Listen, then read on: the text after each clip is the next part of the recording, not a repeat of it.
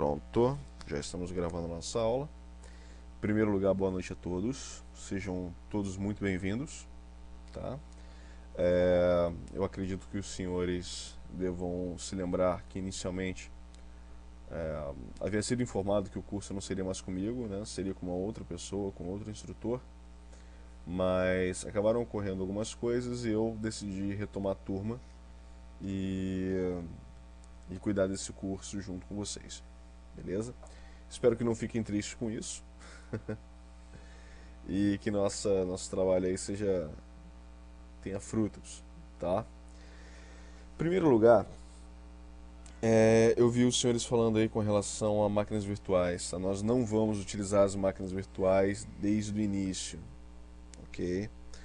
Nós vamos precisar das máquinas virtuais a partir da nossa quarta ou quinta aula. Isso quer dizer que de repente a partir de quinta-feira que vem ou da segunda-feira da próxima semana nós utilizaremos as máquinas virtuais. Até lá, nós podemos utilizar as máquinas reais, tá? Porque vai ser basicamente como todo curso, né? Inicialmente a gente tem um pouco de teoria mesmo, tá? Eu vou martelar um pouco de teoria em cima de vocês, acho que nas nossas 3 primeiras aulas, mas depois a gente já cai dentro na prática. Aí a partir da terceira ou quarta aula o curso já é completamente hands-on. Hoje no finalzinho a gente vai vendo algumas coisinhas aí, tá? Uns sites com as brincadeirinhas e, e é isso, tá? As práticas nós faremos em cima das máquinas virtuais, que eu solicitei que os senhores preparassem. Nós vamos realizar algumas práticas também em cima de sites reais, IPs reais, ok? É muito interessante a gente utilizar as máquinas virtuais, tá? Mas chega num determinado momento que as máquinas virtuais não dão mais conta, então a gente tem que ir para o ambiente real, que é a internet, ok? Com relação à pergunta do Léo Flávio, as aulas são gravadas em vídeo, tá? Então eu estou filmando agora a minha tela toda, ela está sendo gravada em vídeo e num prazo de até 24 horas depois da aula eu disponibilizarei o link para downloads por vocês lá no NetClass, tá? Tudo que eu disponibilizar para vocês será via NetClass, ok? O vídeo é para vocês, vocês vão baixar, vão guardar, vão fazer o que bem entenderem, desde que não vendam e não disponibilizem os vídeos do nosso curso na internet, tá? Isso é uma solicitação que eu faço aos senhores. Então, o que acontece? A gente optou por abrir mão dessa segurança, né? Dessa coisa de, não, a questão da pirataria, né? Porque, tá certo, Vinícius. Outras empresas fazem o quê? Você tem acesso ao vídeo durante 30 dias após o final do curso. Depois disso você não tem mais acesso ao vídeo. Nós optamos por decidir que o aluno é dono daquilo que ele pagou, que ele comprou, tá? Desde que não fira os direitos autorais. Então a apostila vai estar disponível para vocês, os slides estarão disponíveis para vocês e o vídeo de cada uma das aulas. Beleza? A gente optou por fazer uma estrutura muito tá certo, Bruno, muito parecida com a da Offensive Security e com a da SANS, para que a gente trouxesse para o Brasil uma estrutura que não existia antes, né? Com o diferencial de que o Offensive Security nem acesso ao instrutor você tem. É basicamente via fórum, tá, o acesso, e você lê a apostila e assiste o vídeo, tá?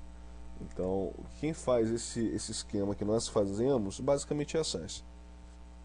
Tá? Então, de segunda a quinta-feira, os senhores terão aula comigo das 23 horas a 1 da manhã, sempre 2 horas por noite. Pode acontecer de ter aulas que nós terminemos um pouco mais cedo. Por quê? Porque tem conteúdo que é um pouco mais tranquilo, depende do nível de absorção de vocês, do nível de dúvida de vocês. Algumas aulas podem inclusive se estender um pouco mais, tá? Mas aí isso também é normal, ok? Eu vou procurar não me estender muito mais do que 1 hora da manhã, porque eu sei que a maioria de vocês trabalham no dia seguinte. Eu também trabalho no dia seguinte.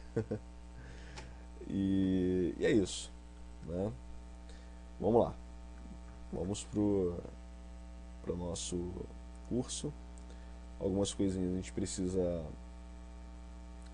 É verdade, Ricardo. Nós temos 42 ou 43 pessoas inscritas, ok, no curso. Então, de vez em quando pode dar um lagzinho aí para poder responder vocês, ok? Às vezes pode demorar eu ver aqui a mensagem. Ah, valeu, Bruno. Obrigadão, cara. Não sei se vocês ouviram, mas eu tinha um chorinho aqui no fundo. Tava chorando um pouquinho aqui na sala do lado. Não sei se conseguiram ouvir, né? Vou fazer uma rápida apresentação. Acredito que nem todos me conheçam. Valeu, Danilo. Obrigadão, cara. Então, meu nome é Luiz Vieira. Minhas formações são aquelas mais estranhas possíveis, né? Eu tenho formação fiz faculdade de filosofia, né? Opa, Leandro, você habilitou o seu áudio, cara? Você está com flash instalado?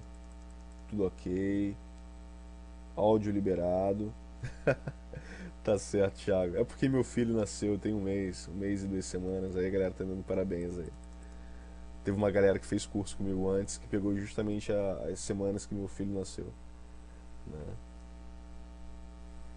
Deixa eu aqui. Leandro, tente no Chrome e habilite o Flash. Pronto. Pô, valeu pelos parabéns, galera. Obrigadão mesmo. Vocês podiam mandar fraldas pelo correio também, né? Além dos parabéns, ia ajudar bastante. Fraldas é sempre bom. O melhor, ó, quando vocês forem visitar alguém que acabou de ter filho, levem fraldas, tá? É sempre o melhor presente. Então vamos lá. Fiz a faculdade de filosofia, né? Trabalhei com psicoterapia alguns anos, né? E tenho experiência na área de teste de invasão, perícia forense. Eu ministro treinamento de análise de malware também, apesar de que pela OYS quem ministra o treinamento de análise de malware é o Ronaldo Lima, tá? Eu normalmente pego turmas fechadas só, como da semana passada que eu finalizei uma turma da aeronáutica, turma fechada de análise de malware, né? Pratico artes marciais já há alguns anos, né? Tenho alguns gostos nessa área aí. Trabalho na área de TI há 17 anos, na área de segurança da informação há 11 anos, né? Sou uma pessoa altamente trollada pela galera que se diz underground, porque eu tenho essa opção aí de compartilhar conhecimento, né? De tentar ajudar a galera.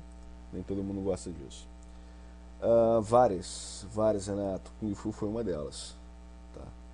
Isso aí, Ricardo. Trabalhei no laboratório no lab da Cypher, né? Eu era acima de sênior, né? Eu era especialista em teste de segurança da informação. Então lá eu fazia teste de invasão, auditoria em código, perícia forense. O que pintasse que os outros não soubessem resolver algumas vezes era eu que botava a mão, né? Não, na verdade, galera aí, é, todo mundo perguntando aí.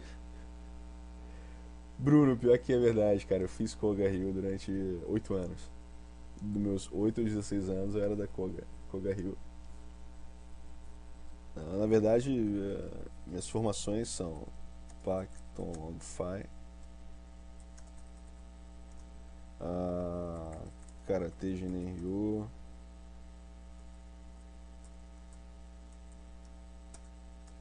Ninjutsu, Wing Chun e Pekititircha Kali e Eskrima.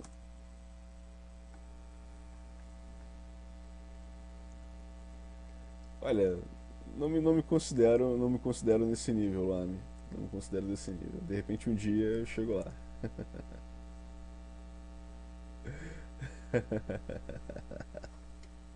Isso aí, hoje em dia, estilo tubarão da família YS. Não, o Krav Maga eu não fiz, Renato. Opa, legal, Léo. Legal, show de bola. Agora, agora os senhores me conhecem um pouquinho mais, já sabem um pouquinho mais sobre mim.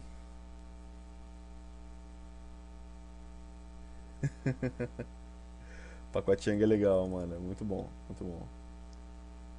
Pactão Long Fire, louva a Deus do Norte. Bem, eu gostaria de ter um tempo extra para fazer todas essas perguntas para vocês, tá? Mas não vai dar tempo, ok? Fagner, o curso é sobre teste de invasão, tá? Que é, rolou rapidamente aí uma discussão, uma apresentação e a galera acabou entrando no assunto de artes marciais, tá ok? Tava só me apresentando pro pessoal e entrou esse assunto, ok?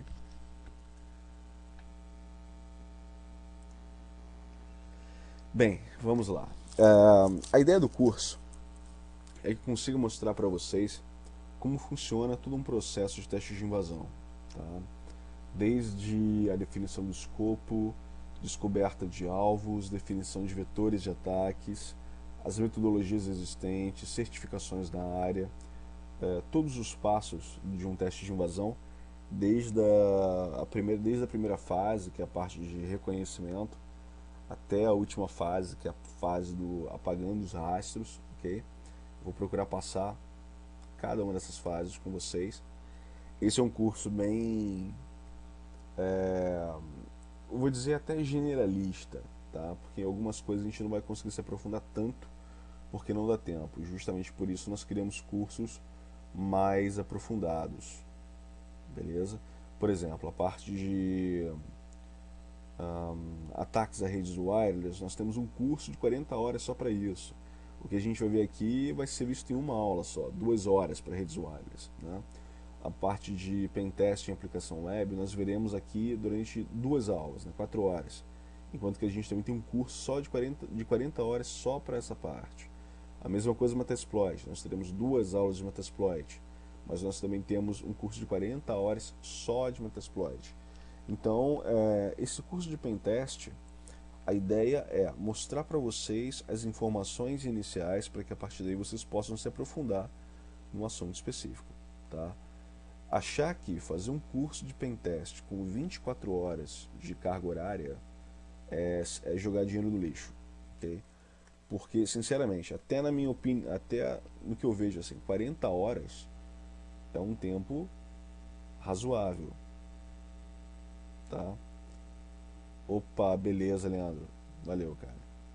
Então, assim, 40 horas é um tempo que eu acho até que a gente poderia estender mais. Justamente por isso que a gente criou os outros cursos, tá bom? Então, vocês vão ver que em alguns momentos, por exemplo, a parte de ataques a aplicações web, nós veremos os ataques mais básicos, tá? SQL Injection, Cross-Site Scripting, CSurf e por aí vai, tá? Enquanto que no curso de análise de vulnerabilidade em aplicações web, a gente já entra mais aprofundadamente em ataques mais específicos e por aí vai, ok?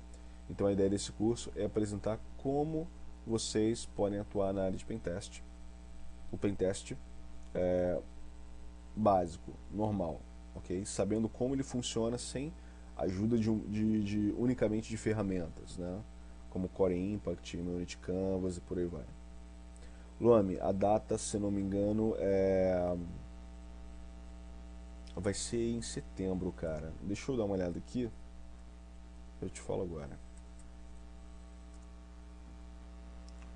Deixa eu ver aqui. 10 de setembro. Começa dia 10 de setembro. Ok? Leonardo, não, a gente vai precisar do lab provavelmente a partir de quinta-feira que vem ou da segunda-feira da outra semana. Jonas, a gente vai falar sobre o ataque dos Warriors e outros ataques de negação de serviço, mas com relação à mitigação desses ataques, o que acontece?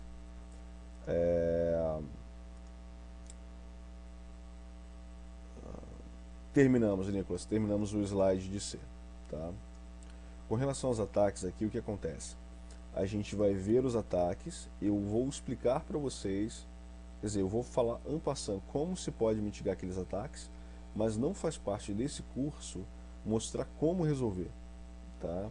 Porque isso já são coisas mais específicas. A gente está falando de segurança ofensiva, tá? Segurança defensiva é outro ramo, que a gente até aborda em outros cursos, como de hardening, monitoramento e detecção de intrusão, segurança em servidores web. Nós temos esses cursos específicos, tá? Mas o foco aqui é segurança ofensiva. Diego, dependendo de como foi feito, é possível sim, cara. É possível rastrear sim. Léo Flávio, cara, dá. Vitor, sim, a aula está sendo gravada e nós vamos liberar depois para download ao longo do dia de amanhã, tá bom? Opa, valeu, Bruno. Ó, o Bruno fez o curso aí de monitoramento e detecção de intrusão, tá? É um curso razoavelmente rápido, né? Se não me engano, são 24 horas de curso, né, Bruno? E a gente vê bastante coisa aí na prática, instalação e configuração na mão aí do Nagios, Snort, criação de regras para Snort e por aí vai, tá? Então essa é a ideia do nosso curso, ok? Olha, Alexandre, é bem provável que a gente faça outros cursos nesse horário, tá? Fagner, esse ambiente aqui realmente é bem melhor. É bem melhor. Bem, então eu falei aí que nós vamos trabalhar em cima de um conhecimento mais básico de pentest, né? Mas isso não quer dizer que a gente vai tratar o assunto de maneira superficial, tá? Mas sim que o assunto ele é tão amplo, tão vasto, que é impossível, durante um curso, abordar todas as variáveis possíveis no que diz respeito a teste de invasão, mesmo num curso de 40 horas, tá? Que dirá em cursos de 24 horas.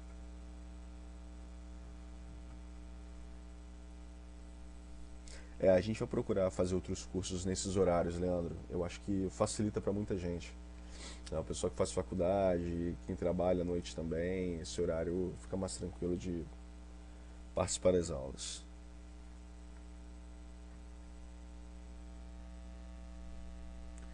Sim, Bruno, a gente vai abordar todo o conteúdo que está nesse link aí. Opa,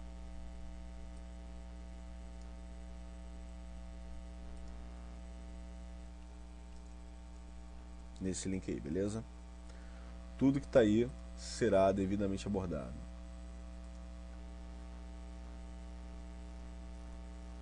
Acho que é bastante coisa, né?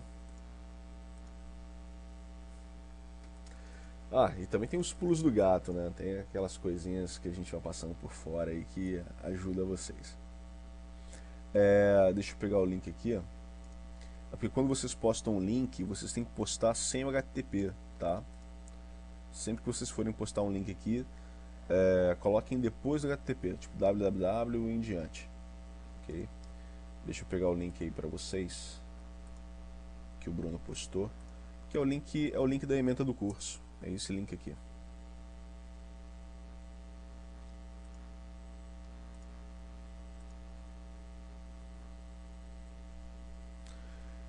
Bem, vamos lá. Como os senhores podem ver aí nesse primeiro slide, né, o ditado popular, prudência e canja de galinha não fazem mal a ninguém, também se encaixa no mundo de segurança da informação, né? Porque afinal a ideia é justamente termos prudência para que a nossa segurança não seja comprometida, tá?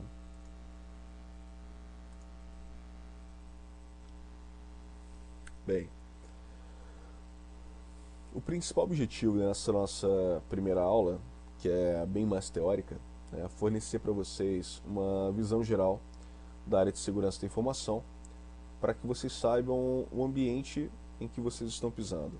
Eu imagino que alguns de vocês não sejam ainda da área de segurança, Alguns eu acredito que sejam da área de infraestrutura, de redes, alguns de programação, mas eu acredito que poucos de vocês já estejam na área de segurança e estejam fazendo esse curso para reciclagem, aprender mais ou algo do tipo. Tá? Então eu acredito que alguns de PHP, né, Rodrigo? Eu prometo que não vou fazer a piadinha infame nesse curso sobre PHP, tá? Então, a ideia é apresentar para vocês uma visão geral, onde nós vamos compreender a importância desse aspecto, né, da segurança da informação dentro da área de TI, as terminologias básicas, tá? As principais ameaças que nós podemos nos deparar e as principais certificações reconhecidas pelo mercado para aqueles que desejam ingressar nessa área de segurança da informação e conseguir alguma boa oportunidade de emprego na área. Tá? Algumas pessoas me perguntam sobre a questão salarial, quanto se ganha um profissional de pentest e tal. Depende muito da questão de... Tá certo, cara? Da questão de experiência. Tá? A experiência conta bastante. Então, normalmente nós temos analistas de segurança, júnior, pleno e sênior. Tá? E a média salarial fica aí, analista de segurança júnior. Sim, depende muito da empresa. Né? Depende muito da empresa. Eu vou falar assim uma média de mercado. Tá? Tem empresas que pagam muito bem, empresas que pagam muito mal. Eu já vi empresas oferecendo R$ 2.000 para analista de segurança. Tá? Então é complicado.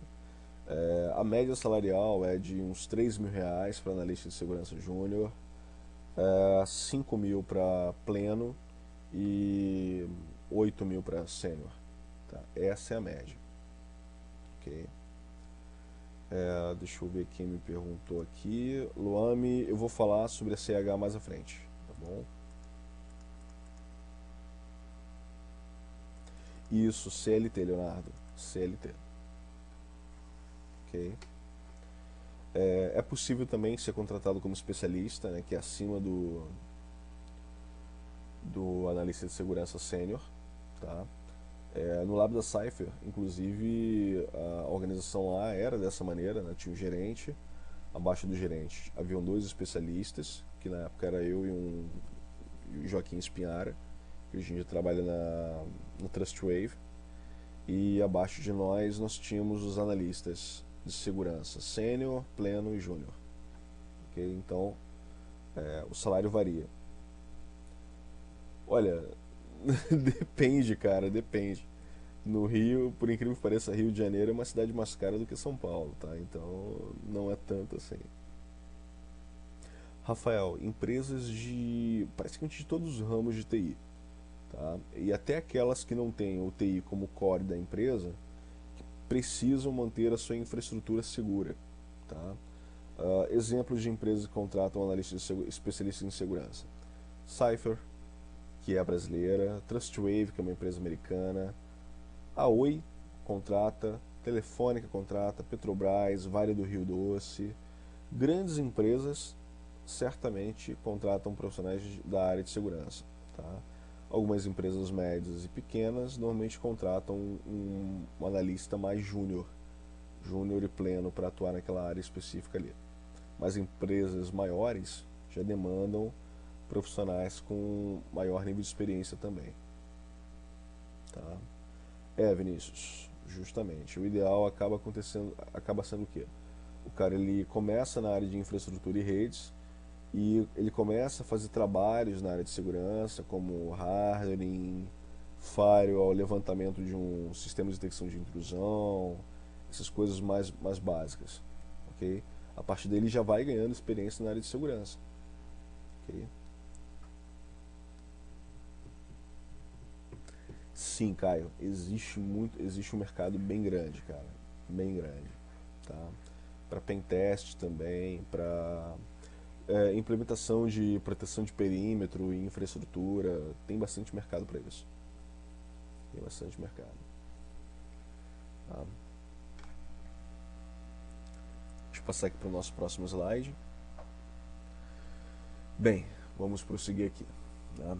Toda informação processada transforma-se em dados. Né? Isso daí é conhecimento básico da área de processamento de dados. Tá? Assim que a gente começa a fazer um cursinho técnico de processamento de dados ou informática, a gente tem que entender esse conceito básico de que nós temos informação, a informação processada, ela vira dados. Tá? Esses dados, eles possuem um certo nível de importância dentro de uma empresa ou organização de acordo com o valor que lhes é atribuído.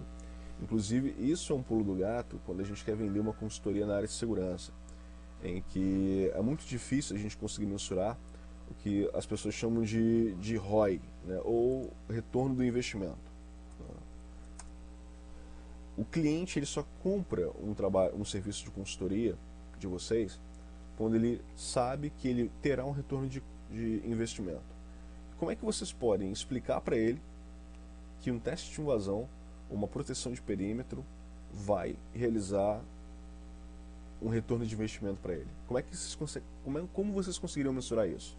Expliquem para mim. Vamos ver quem tem alguma ideia aí.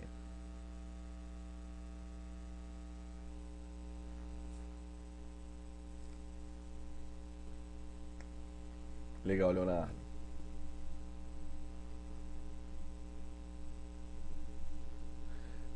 Bruno, eu falei a questão de como explicar que ele pode ter um retorno de investimento na área de segurança da informação, né? Quando a gente vai prestar algum serviço ou algo do tipo.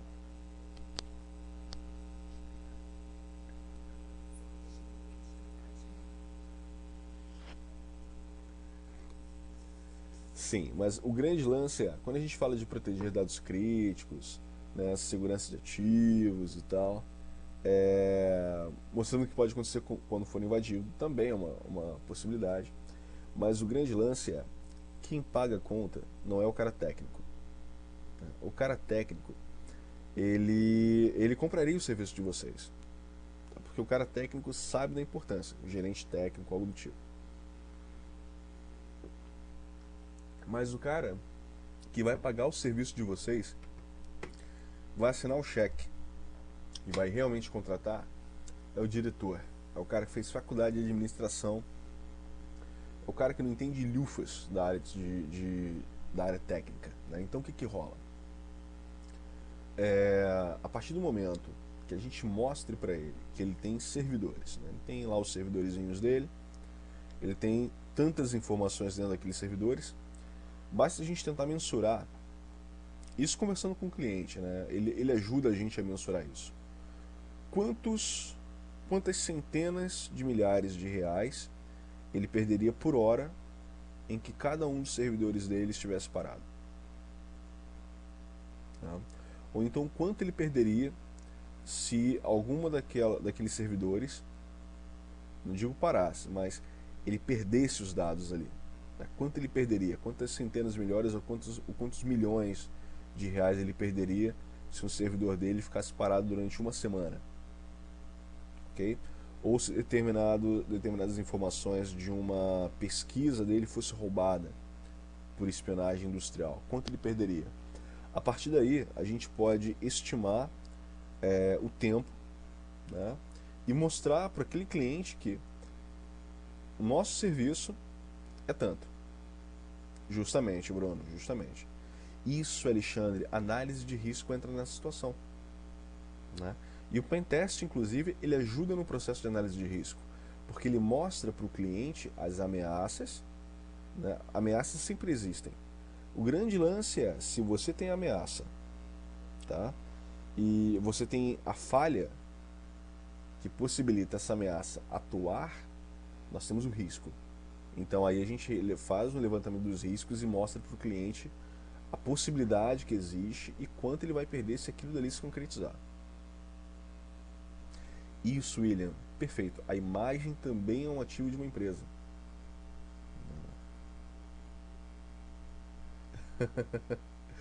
Também, Amanda, também. Normalmente essa é a ideia mesmo, né? O cara mostrar pro cliente o que ele pode ter acesso. Né? E aí normalmente o cliente fica assustado. Principalmente porque não são pessoas da área técnica, né? Aí dá aquele susto inicial que é bem interessante.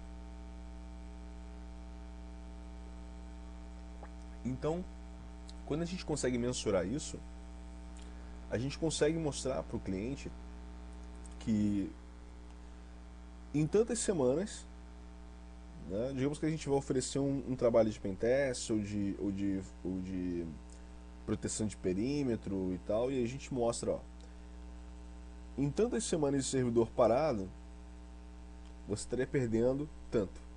E o que eu estou cobrando para você é tanto. Olha quão rápido você teria o retorno. Né? Deixa eu ver aqui. Rafael, sim. Sim. Isso, Nicolas, sou eu que libero o download da apostila e slide do NetClass. Daqui a pouquinho eu vou liberar lá para vocês. Tá? Mas, Rafael, normalmente eu encontro falha. Tá? Deixa eu ver o que a Amanda colocou, mas é sério, parando para pensar, é assustador quando o consultor mostra um outro lado da coisa. Isso aí, isso mesmo, Amanda. Inclusive, Amanda, nós tivemos uma história interessante numa empresa grande da área de petróleo e gás. Não é a Petrobras, tá? Mas foi uma empresa que eu prestei consultoria uma vez, que um colega nosso foi na empresa, os caras não queriam nem comprar muita coisa. E quando chegou lá, o cara conseguiu acesso ao Blade da empresa, onde estavam todos os servidores virtualizados do Brasil, México, Venezuela, Colômbia e Bolívia. A partir dali, esse cara poderia fazer o que quisesse. E aí o que o cliente fez? Aí o cliente comprou todas as soluções da empresa. Né? Tudo aquilo que a gente tinha de segurança, a empresa decidiu comprar. Por quê? Porque viu que em uma semana o cara conseguiu acesso a essas informações. Né? Rafael, mais comum, cara, putz, eu acho que o top 10 da WASP é muito bom para poder te falar quais são as mais comuns em aplicações web. O top 10 é a realidade, tá? Eu te digo que o top 10 é a realidade. Eu sempre encontro muito SQL injection, ou outro tipo de falha de injection, encontro muito cross-site scripting, tá?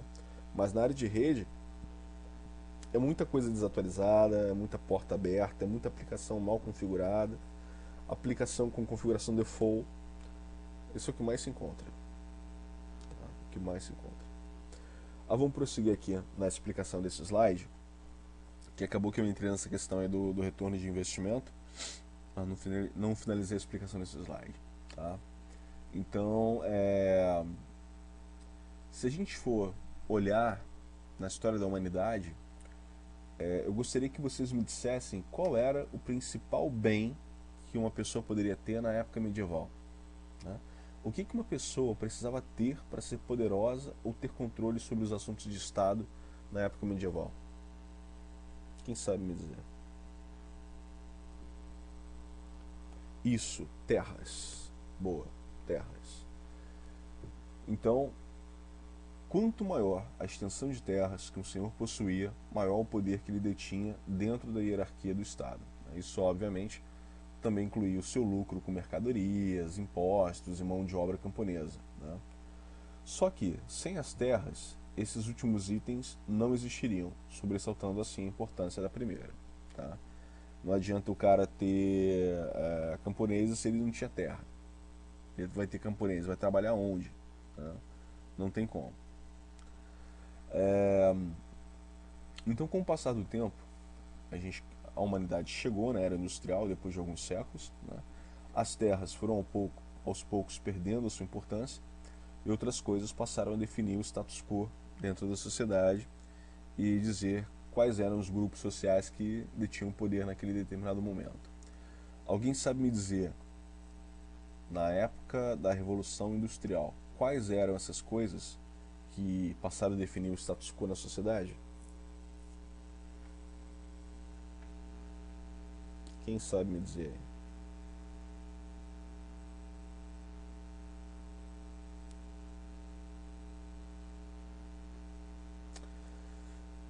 Vamos lá. Alguns colocaram dinheiro, outros, Bruno, as máquinas. Tá? A gente pode dizer que a primeira coisa era mão de obra. Ok? que gerava uma segunda coisa, o capital. Aí a gente entra naquilo que o de vocês colocou aí, né? O dinheiro, né? O capital. Então, quanto maior a mão de obra que aqueles industriais tinham, maior a quantidade de capital que ele conseguia gerar em pouco tempo. Tanto que todo mundo já deve ter visto aquele famoso filme do Charles Chaplin, né? Que mostra ele trabalhando, vendo quase como que uma máquina, né? E os operários eram tratados como isso mesmo, quase como máquinas, na época da Revolução Industrial, porque esses industriais precisavam gerar cada vez mais dinheiro. A cobiça humana sempre gritando alto aí. Tá? E acabou que esse dinheiro, né, e essa mão de obra permitiu que uma nova classe emergente participasse das decisões do Estado, que era basicamente quem? Os burgueses. Né? E quanto maior a mão de obra disponível a um dono de indústria, maior era a possibilidade que esse dono de indústria teria de gerar capital, assumindo aí a dianteira de seus concorrentes. Tá? Mas aí, com o passar do tempo, a coisa foi mudando de figura e surge um movimento bem conhecido na Europa que veio para mudar esse conceito e preparar o terreno para uma das maiores revoluções da história. Alguém sabe aí que movimento era esse? Que tinha na França as suas raízes mais fortes? Vamos lá. Aula de história, hein?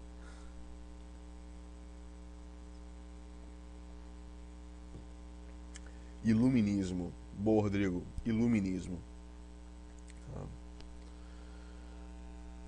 Esse movimento, né, ele era um movimento dos intelectuais europeus, né, e posteriormente americanos, que deram início à mudança de percepção que a sociedade tinha da educação e do conhecimento.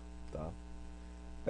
Com esse movimento aí fermentando no final do século XVIII e durante todo o século XIX, a gente acaba desembarcando no século XX, tá?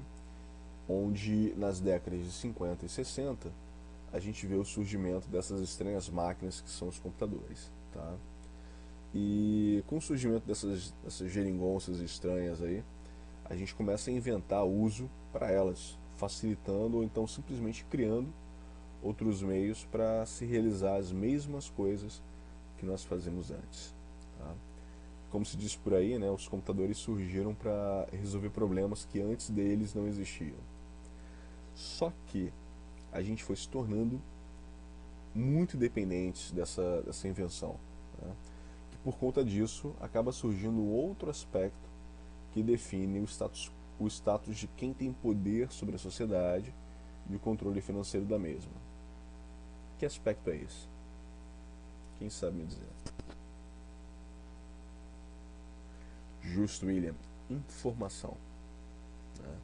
Quem tem mais informação está à frente de seus concorrentes, toma decisões mais acertadamente, controla quem não tem conhecimento e decide por aqueles que caminham cegos ao longo das suas existências. Né? E com o nível de importância da informação crescendo cada vez mais, acabou surgindo aí a necessidade de serem criadas normas e diretrizes para o uso e tratamento correto dessas informações. Ok? Porque senão o ser humano não saberia como lidar com elas, né? Como proteger essas informações, já que elas se tornaram o principal ativo da nossa sociedade atual. Tá?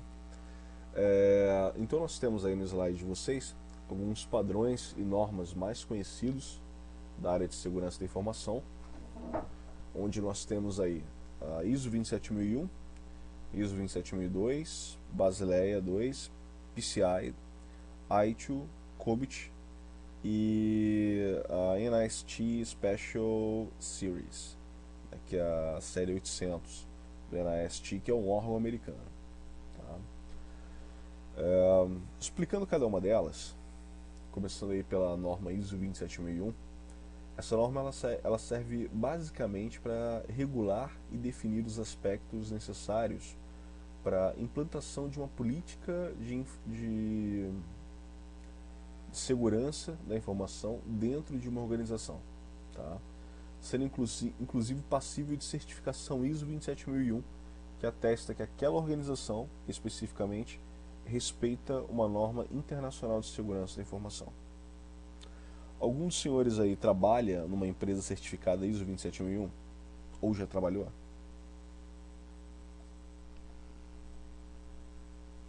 Opa, Amanda. Desculpe perguntar, não sei se teria algum problema para você responder. Mas qual o nome da empresa?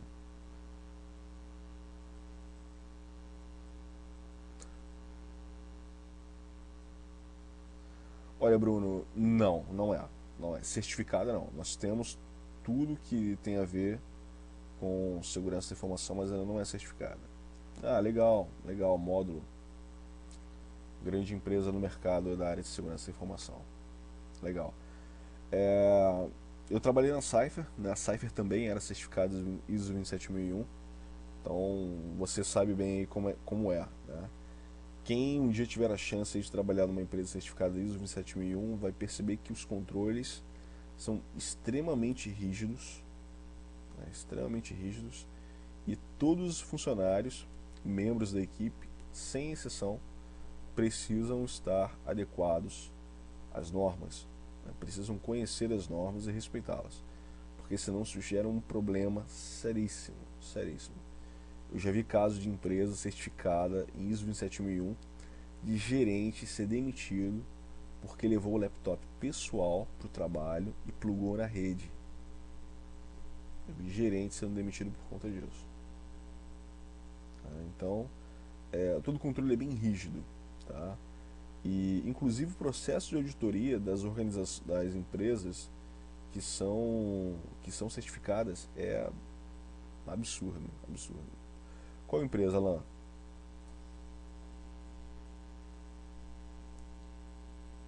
Hum, bem legal, bem legal. O interessante é que ainda são poucas as empresas no Brasil que são certificadas, né? Eu acho que ainda não se dá a devida importância para essa norma aqui no Brasil, né? Algumas empresas utilizam basicamente para a criação de uma política de segurança da informação, mas nem sempre tem interesse em certificar-se, até pelo custo que existe, né?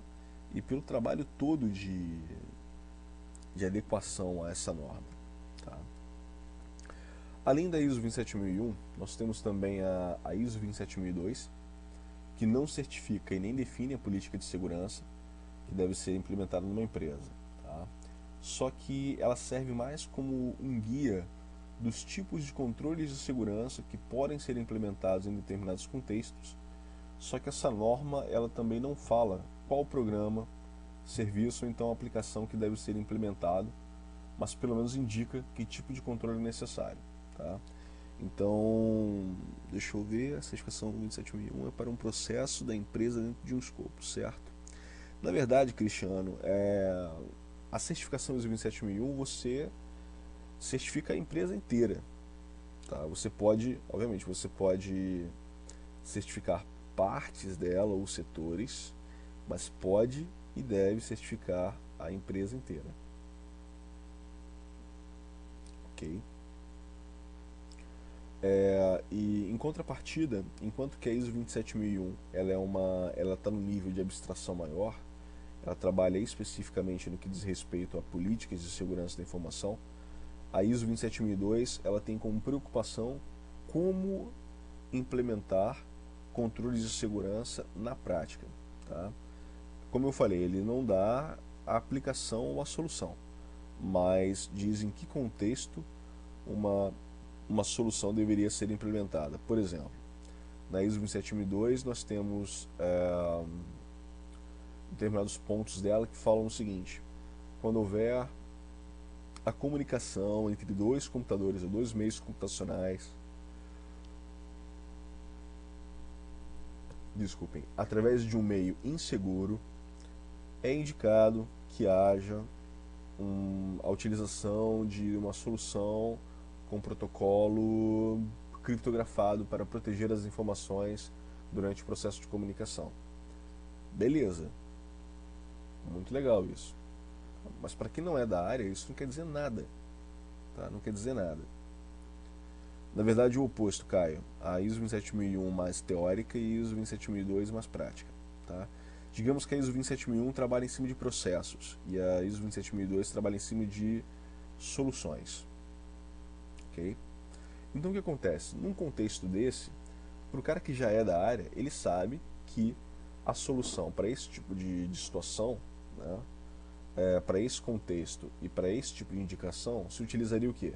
Se utilizaria uma VPN, por exemplo. Né? Então se utilizaria SSH, né? Mas o ideal, dependendo do contexto, seria VPN. Beleza, mas qual VPN, Luiz? OpenVPN com SSL, é... porra, IPsec com Kami, utilizando Raccoon, um, OpenSwan, VPN da Cisco. Cara, não sei. Isso vai ser definido a partir da necessidade da sua empresa, do contexto no qual aquela operação está ocorrendo e principalmente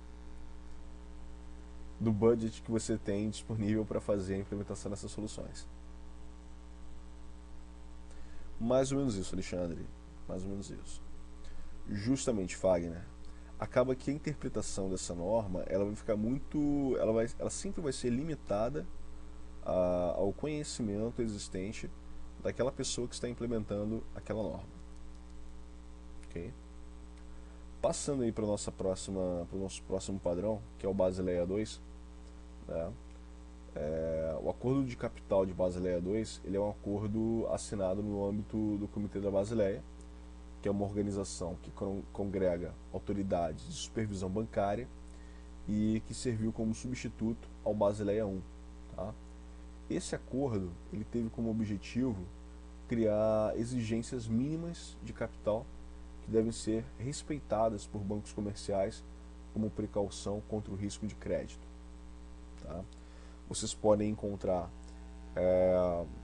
a Basileia 2 nesse endereço www.bis.org barra publil barra bcbs 128.pdf, ok?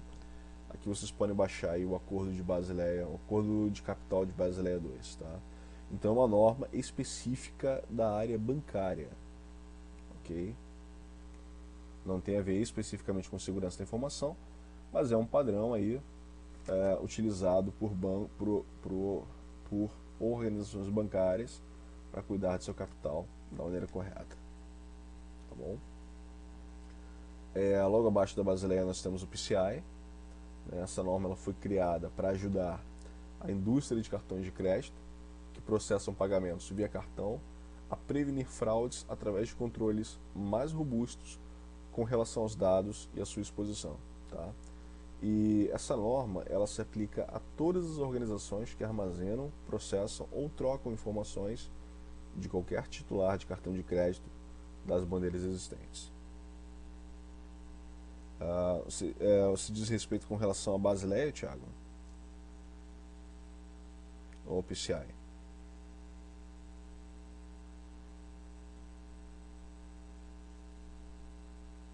Não, Amanda. As leis SOX elas não são da ISO 27001. Tá? É sim, Thiago. É obrigatório estar em compliance com Basileia. Tá? Amanda, a SOX, os controles da SOX foram criados a partir da lei Sarbanes-Oxley, né? Que foi quando surgiu aquela coisa da quebra da bolsa, daquela empresa Enron que maquiava, né, os balanços e tal, até que descobriram que os caras estavam devendo mais do que ganhando, um monte de gente se matou porque investiam nela, na Enron e tal, e aí decidiram criar essa lei, e isso aí, fraude nos investimentos, mas ela não tem a ver com a ISO 27001, tá? A SOX, ela na verdade são leis de responsabilidade fiscal. Quando a gente implementa a ISO 27001, nós estamos atendendo a uma série de requisitos da SOX. mas são coisas completamente diferentes, tá?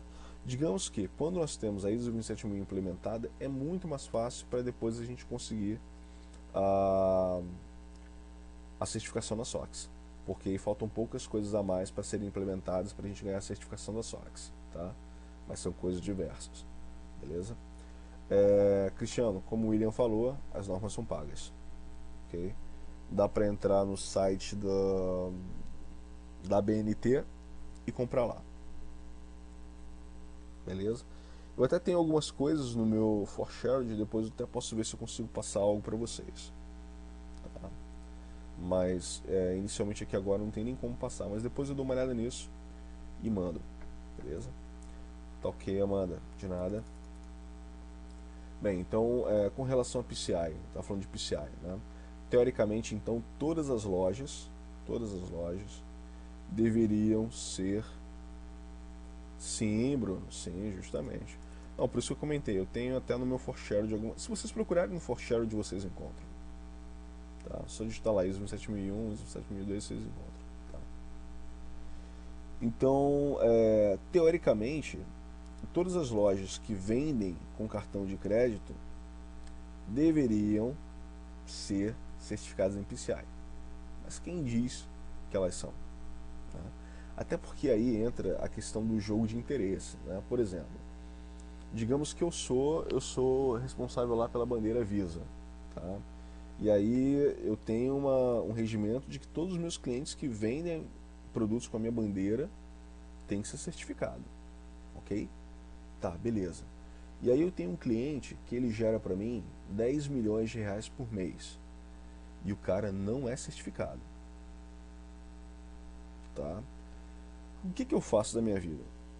Eu tiro esse cliente da minha carteira de clientes, da minha carteira de clientes, porque ele não é certificado, ou eu faço vista grossa e mantenho ele junto comigo? Né?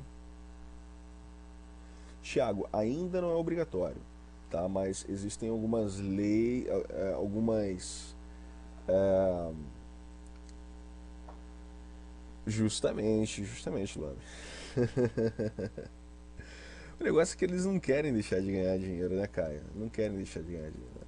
Então, assim, não é obrigatório ainda, mas há uma forçação de barra para que haja o compliance, tá?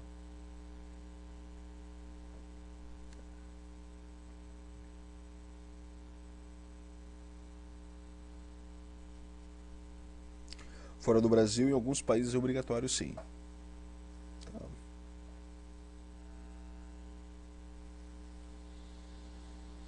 É justamente isso, Fagner. Esse é o grande problema, cara. No Brasil tem sempre essa coisa do jeitinho, né? E às vezes, quem trabalha com consultoria, que presta consultoria para compliance de PCI, já deve ter passado por essa situação. Tá? Você chegar lá no cliente e o cara deixar bem claro que ele não quer que você faça a auditoria. Aí o cara dificultar o máximo possível o seu trabalho. Tá? Sim, Fagner, sim, eu concordo plenamente com você, cara. Eu concordo plenamente com você. Mas infelizmente não é dessa maneira que essa galera pensa. Esse eu acho que é o maior problema, cara. Esse é o maior problema. Eu acho que a partir do momento que houvesse, como fizeram com a Bolsa, né, a Bolsa de Valores lá fora, né, a empresa que quer abrir o capital para fora do país, é, tem que estar em compliance com a SOX. Né? Isso foi uma lei, tá? Eu acho que a partir do momento que fizerem isso aqui no Brasil com relação ao PCI, a coisa muda de figura. Entendeu? Das duas, uma. Hoje em dia eu não sei se eles evitariam venderem através de cartão de crédito, porque hoje em dia é um dos maiores lucros deles. Né? Eles vendem muito mais através de cartão de crédito do que em dinheiro vivo. Né? E cheque há um risco muito grande da inadimplência. Né? Cartão de crédito você não tem risco de inadimplência, porque a operadora te paga.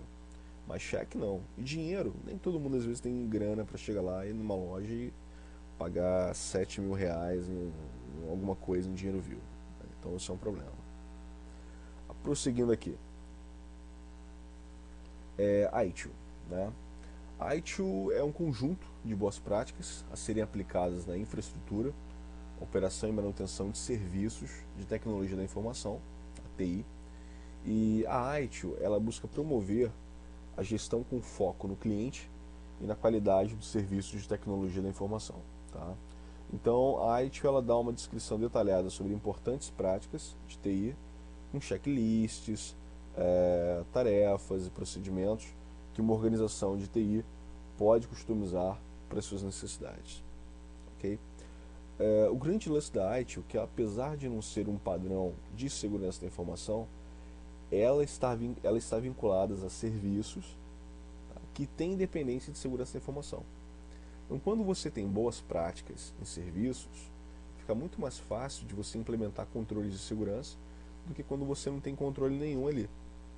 Tá? E o mesmo acontece com o COBIT. Tá? O COBIT ele também não é voltado para a área de segurança da informação, mas tem uma importância vinculada a isso. Tá? O COBIT ele é um guia de boas práticas, apresentado como um framework voltado para gestão de tecnologia da informação. Okay?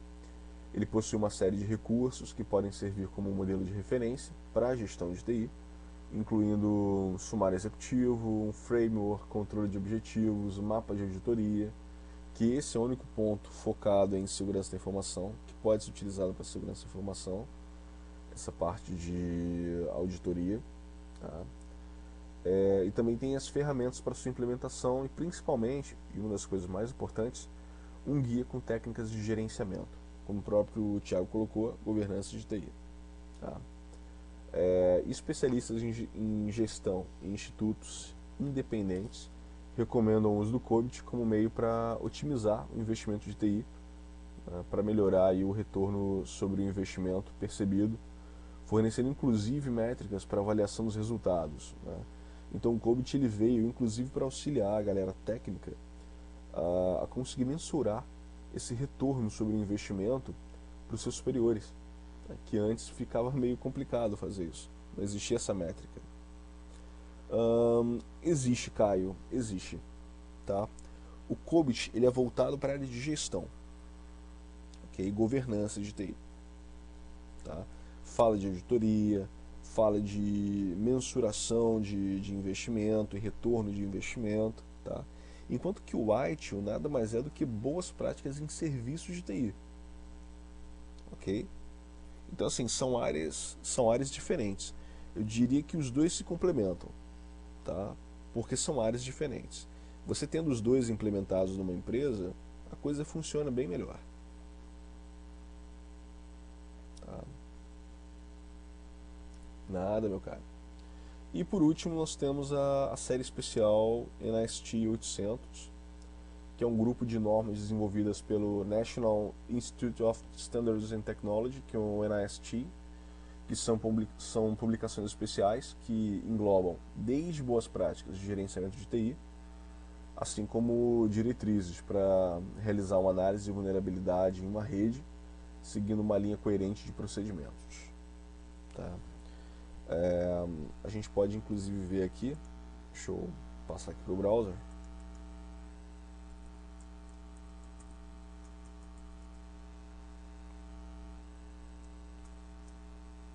Opa.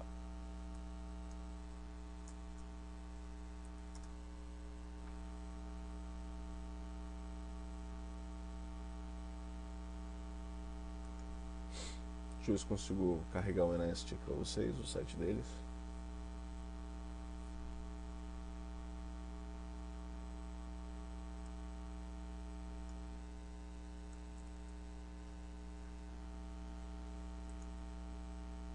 E tá demorando.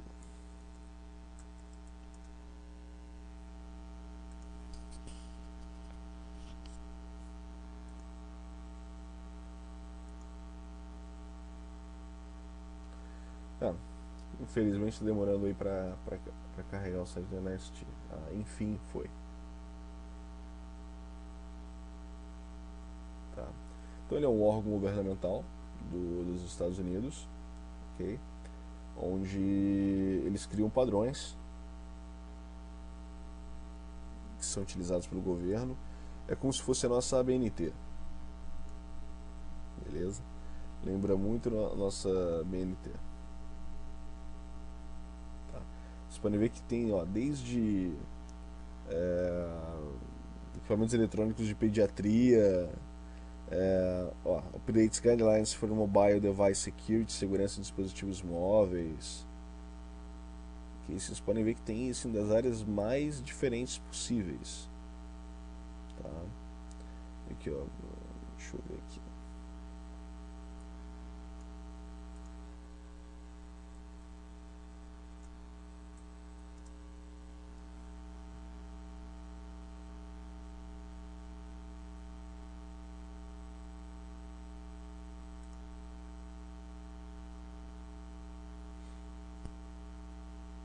São realmente bem interessantes, Thiago.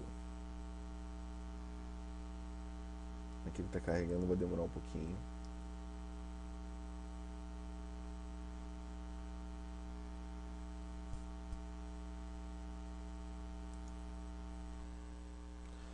Fagner, Demonoid, cara.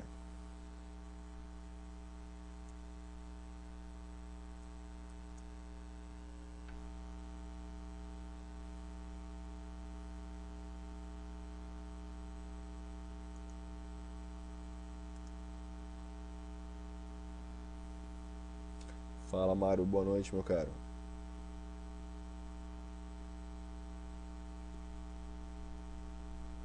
Ele está carregando aqui, tá? É essa área aqui, ó, das publicações especiais, a série 800.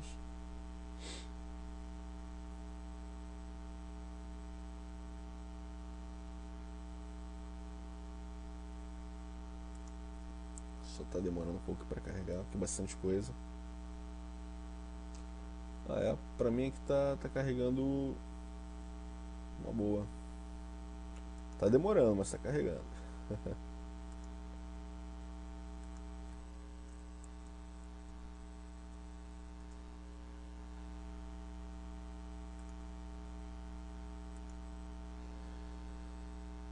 Deixa eu pegar direto aqui o link então. Deixa eu ver se consigo jogar aqui pra dentro. Vamos ver se agora vai. Se a gente não conseguir carregar aqui, ó, deixa eu já jogar direto pra vocês aqui. Esse é o link. Tá? Aqui vocês podem ver aqui, são guias focados na área de segurança, tá? Na área de segurança computacional, ok? Então, proteção de BIOS, guidelines para segurança de WLAN, né, de redes locais de wireless, ó, teste combinatorial, ok? Cloud computing, ok? São vários guias aí que podem ser utilizados para N coisas diferentes. Tá?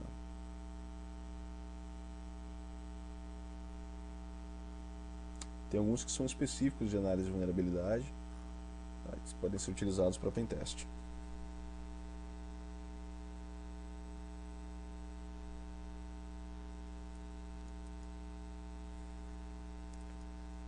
Deixa eu ver o que o Fagner está perguntando. Deixa eu ver aqui.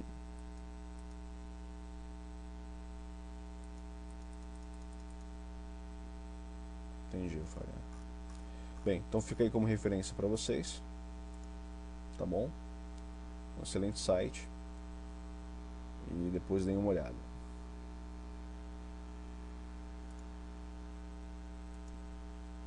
Bem, prosseguindo aqui, né? Agora, por que tantas normas e para que tantos controles? Né? Obviamente nós sabemos que é justamente porque a informação é o nosso principal ativo hoje em dia. Tá?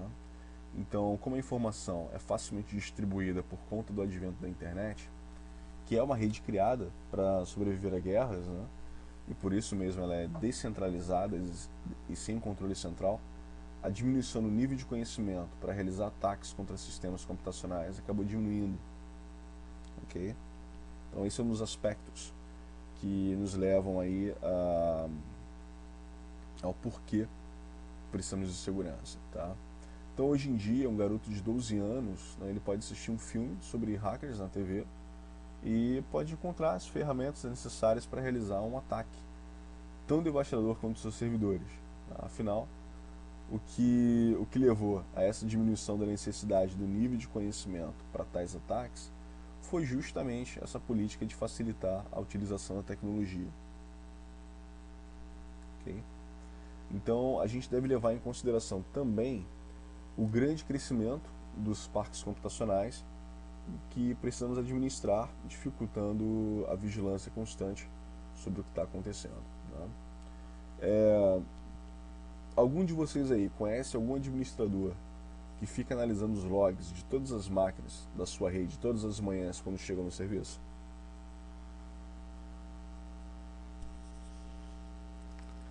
Então, algumas pessoas, ó, dessa vez todo mundo falou que não.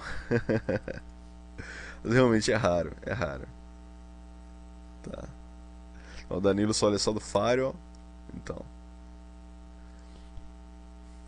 não- praticamente não existe, né? Mário, meu caro, a gente alterou lá no site e a gente mandou e-mail também, né? Inclusive no e-mail que eu mandei sobre o acesso ao NetClass e a sala de aula, veio falando sobre essa alteração de horário, tá? Que as aulas seriam das 23 a 1 da manhã, tá ok? Me desculpe se de repente você não recebeu e tal, mas como você está acessando... Ah, tá. Não, tranquilo, tranquilo, entendo. De qualquer forma, Mário, as aulas elas são todas gravadas em vídeo, tá? E eu disponibilizo esse vídeo para download em 24 horas após o término da aula, que é nesse prazo. Então, o que você tiver perdido do início da aula, você vai conseguir pegar depois no vídeo que você vai assistir, beleza? Então, se não for problema para você, o vídeo eu acho que resolve essa questão. Então, valeu?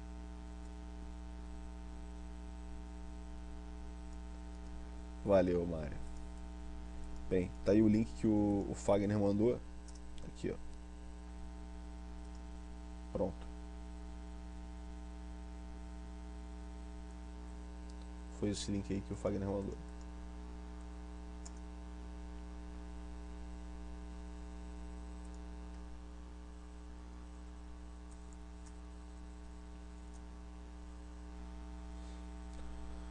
Esse link, Fagner, inclusive não tá. Deixa eu ver. Ah não, que o link que eu postei pra vocês não tá completo.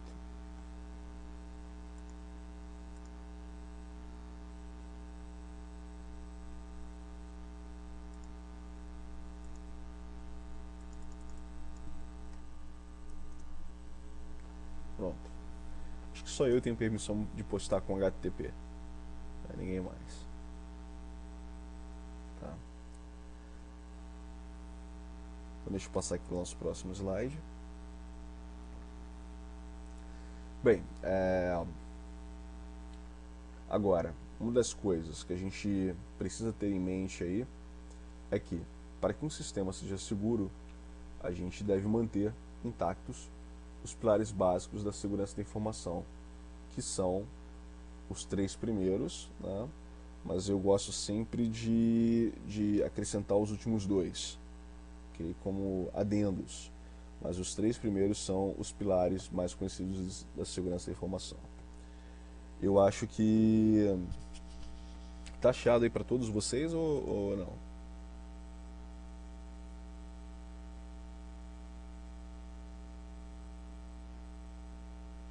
Ok, deixa eu ver aqui.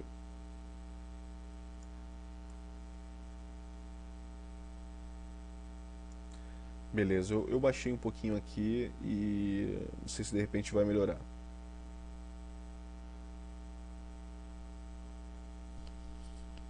Beleza, beleza. Ficou na mesma? Ok, beleza. Vamos lá então. Eu gosto de utilizar essa sigla aqui para poder lembrar esses pilares, né, esses princípios básicos de segurança da informação. É CIDAL, ok? Confidencialidade, integridade, disponibilidade, autenticidade e legalidade. Tá? A confidencialidade, que é o que permite que uma comunicação com troca de dados seja de conhecimento apenas das partes envolvidas. Tá? Quando alguém que não de direito consegue interceptar uma comunicação ou tráfego de dados, esse pilar foi comprometido. Okay? No caso de um ataque do tipo man in the middle, é isso que acontece. Integridade já é o pilar que controla a integridade da informação desde o ponto de partida até o ponto de chegada. Tá?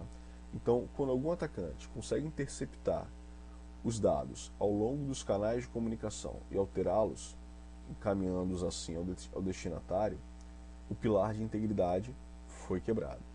Isso também pode ocorrer através do man in the middle, que a gente inclusive vai tratar sobre isso em uma das nossas próximas aulas. Okay? E disponibilidade é o aspecto que cuida para que um sistema seja disponível e esteja disponível e acessível sempre que necessário. Então, quando algum ataque consegue derrubar um serviço ou sistema, esse pilar também foi agredido. Tá? E tal tipo de ataque pode ser, por exemplo, uma negação de serviço. Justamente, Thiago. DOS ou DDoS. Ok? Autenticidade, que já é aí um adendo, digamos assim, ele está intimamente ligado com o pilar de integridade, tá? Porque é justamente ele que controla a origem dos dados que trafegam durante uma comunicação. Okay? Uma das formas de se proteger contra ataques,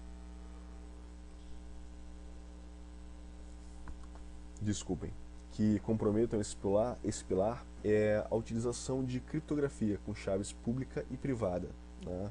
A famosa assinatura digital. Sim, Bruno, entraria aí também. O não repúdio, você não acha que estaria vinculado à autenticidade?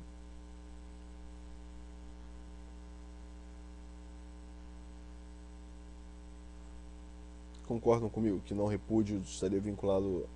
Então, eu também acredito nessa visão, porque quando a gente fala inclusive da assinatura digital, né, a gente consegue garantir a autenticidade e garantir o não repúdio. Não, Thiago, na verdade não. Tá? Na verdade não. E por último nós temos legalidade. Tá? Esse pilar está vinculado à necessidade de política de segurança da informação, porque sem uma política definida, a qualquer momento, um sistema ele pode ser utilizado como ponte para ataques externos ou simplesmente quebrar algumas leis vigentes no país no que diz respeito à responsabilidade fiscal por pura falta de controle dos dados processados nos nossos servidores. Okay? Por exemplo, o usuário que baixa dados com programas ou arquivos com copyright pela rede da empresa. Tá? E para comprometer cada um desses 5 pilares, nós temos vários tipos de ameaças, classificadas inclusive em categoria. Tá? Eu dividi em categoria para facilitar a vida de vocês. Onde nós temos 2 categorias básicas, nas quais nós classificamos os tipos de ameaças, que são as físicas e as lógicas. Tá? As ameaças físicas, elas exploram vulnerabilidades físicas das instalações onde estão os sistemas computacionais de um alvo. Tá? E tais ameaças, obviamente, vão desde o desabamento ao acesso indevido de pessoas a locais de acesso restrito. Tá? Já as ameaças lógicas, elas buscam a exploração de vulnerabilidades lógicas dos sistemas computacionais, atacando diretamente o alvo através de vírus, ataques de brute force, para tentar quebrar a senha, né, acessar remotamente o sistema, explorando alguma falha existente em serviços sendo executados remotamente. Tá? E os ataques, porque a gente falou aí de ameaça, tá? Agora a gente tem que lembrar que existem os ataques. Olha, Leonardo, eu não planejei nenhum lab com IPv6 não, tá? Mas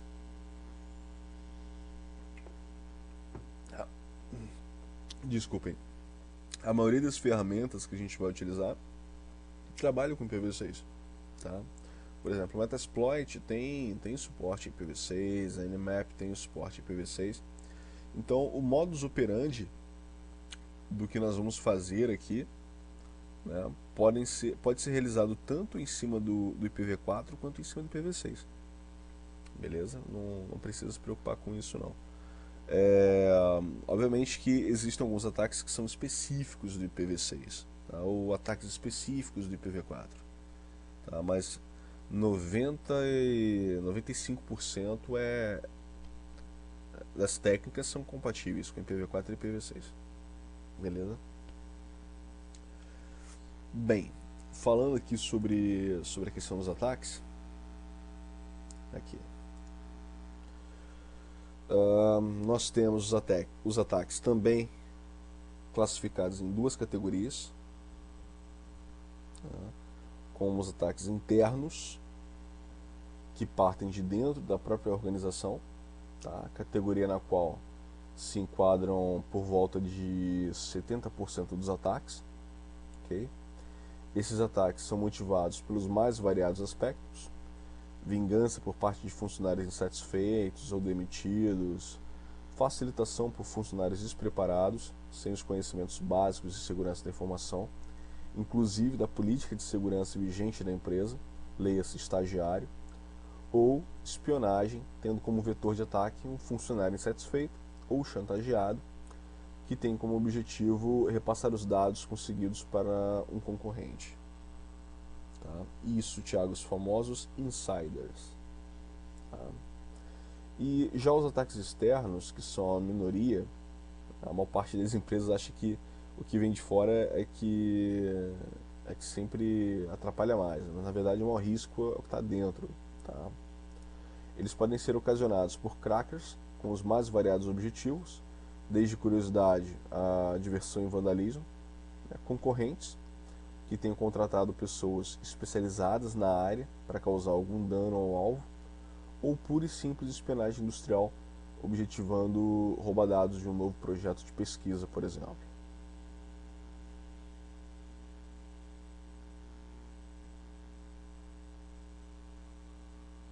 Sim, também, Luiz. Também. Tá. Aproveitando, eu vi o seu nick aí, o seu e do Alan. Galera, quando vocês forem entrar aqui na sala, vocês podem entrar com o nome normal de vocês, tá? Podem colocar Luiz com L maiúsculo, espaço, Bride, não tem problema nenhum, ok? Para logar aqui na sala, vocês não precisam usar o e-mail de vocês, é só colocar o nome de vocês e a senha para a sala, tá? Então, nas próximas aulas, não se preocupem em colocar o mesmo login lá do NetClass, não. Bem, deixa eu ver aqui. Tá, para mitigar esses ataques, a gente pode implementar uma série de mecanismos de segurança, ok? E esses mecanismos ajudam a diminuir os riscos e dificultar a ação de invasores, tá? Só que existe uma coisa que é importante a gente manter bem claro para vocês, tá? Não importam o que vocês façam, se o invasor quiser realmente invadi-los, ele vai conseguir invadir. Por quê? Porque ele tem tempo para aguardar até que vocês falhem ou escorreguem em algum momento. E aí ele vai estar lá do lado de vocês, esperando isso acontecer. Ok?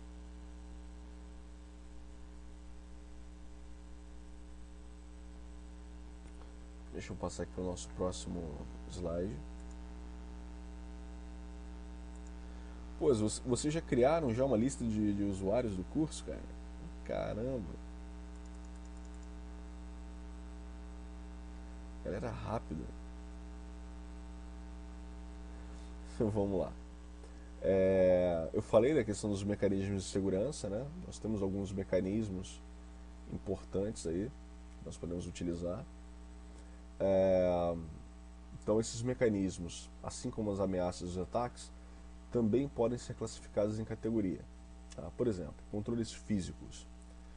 Tais controles, eles ajudariam basicamente a diminuir os riscos dos ataques e ameaças físicas ao nosso ambiente computacional. Alguns exemplos de controles físicos são o que a gente consegue ver nesse slide. Tá? Portas, trancas, paredes, blindagem, guardas, câmeras. Pode parecer um pouco estranho a gente colocar esses controles, que muitas vezes é considerado normal, mas porta, galera, até a porta a gente tem que tomar cuidado. Né?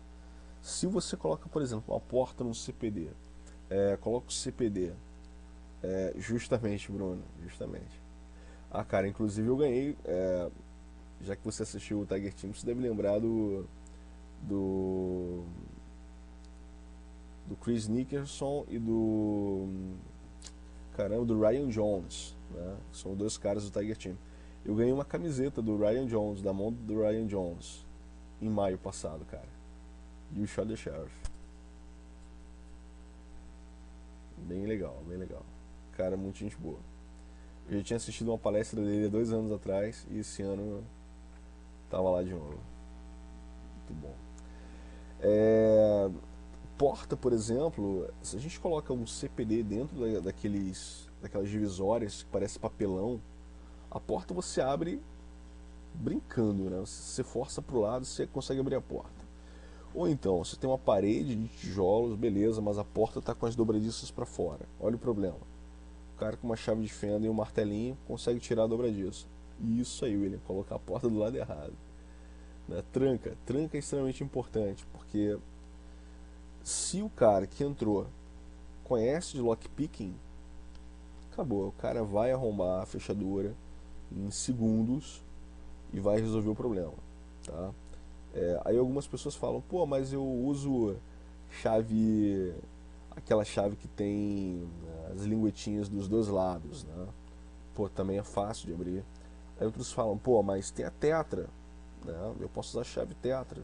Não adianta, também dá pra arrombar, entendeu? O negócio não é tão difícil quanto parece. As pessoas acham que isso traz segurança, não traz segurança nada, isso é balela, balela. Tá. Eu mesmo já tive que usar isso em quarto de hotel, de perder chave ou de alguém trancar a porta lá e conseguir abrir com isso.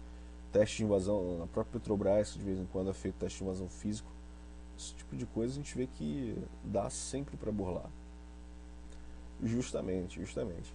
Mas eu já conheci inclusive uma empresa aqui no Rio de Janeiro, que o CPD fica num canto de uma das salas, né?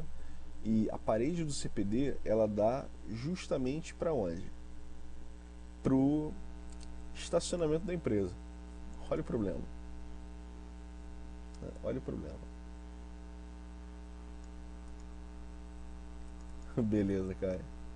Então imagine, o cara quer entrar no CPD, ele enfia um carro na parede, ou então enfia um caminhão na parede, quebra a parede, consegue acesso aos computadores e vai embora. Não precisa nem acessar, ele arranca e leva embora. Né? Por isso também a necessidade da blindagem, né? Guardas, câmeras e alguém, obviamente, para controlar tudo isso. Opa, valeu, Bruno.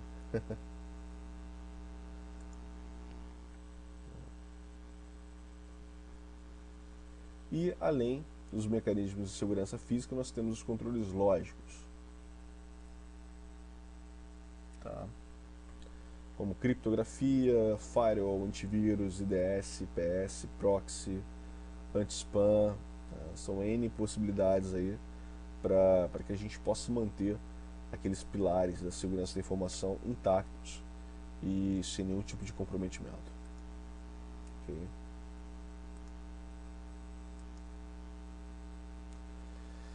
Bem, vou falar agora um pouquinho sobre as áreas de atuação em segurança da informação. Tá? Para quem quer entrar na área de segurança da informação, existem diversas frentes de trabalho, né? Sendo que teste de invasão é apenas uma delas. Tá? Hoje em dia, existem ainda poucos profissionais no mercado e, portanto, tem muita procura por profissionais com conhecimento e experiência na área e pouca gente que cumpre os pré-requisitos. Tá? No Brasil, ainda existe pouca valorização para esse tipo de profissional, infelizmente, mais por uma falta de cultura e conhecimento das necessidades de segurança do que por qualquer outra coisa. Tá? E o teste de invasão, dentre as variadas opções de trabalho na área, é uma das áreas de atuação em que se requer um conhecimento de alto nível técnico. Porque enquanto um atacante precisa conhecer apenas uma falha técnica ou então vulnerabilidade que dê certo, o pentester ele precisa analisar durante um teste de invasão as várias possibilidades que poderiam ser exploradas através de um ataque em cima do sistema que ele está testando. Tá? E sem o conhecimento técnico necessário, o profissional ele corre o risco de realizar um teste incompleto, o que pode acabar trazendo uma falsa sensação de confiança ao cliente que contratou os serviços dele. Tá bom? E isso aí, Thiago. Defesa em profundidade. Tá? E para um bom reconhecimento no mercado, que é uma coisa muito importante, estão em voga aí algumas certificações reconhecidas internacionalmente, como as que nós temos no nosso próximo slide.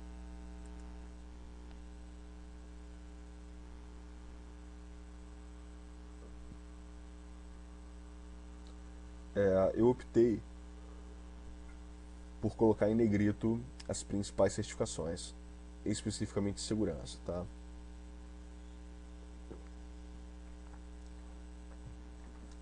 Mais voltado para a questão de pentest. Todas essas que eu coloquei são voltadas para segurança, ok? E as vermelhas são mais específicas para quem trabalha em pentest, quer dizer, com pentest. Então vamos lá. As mais importantes seriam a CH, SSA e a LPT, da ISIL Council, a GPEN da SANS, OPSA da ISICOM, OSCP da Offensive Security, OSCE também, obviamente, e a NOPE da Immunity Security. Quais são suas duas, William?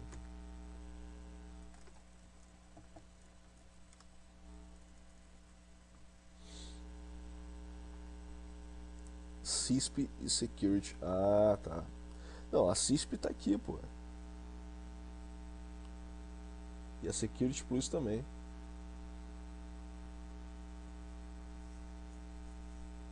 É verdade, Alan.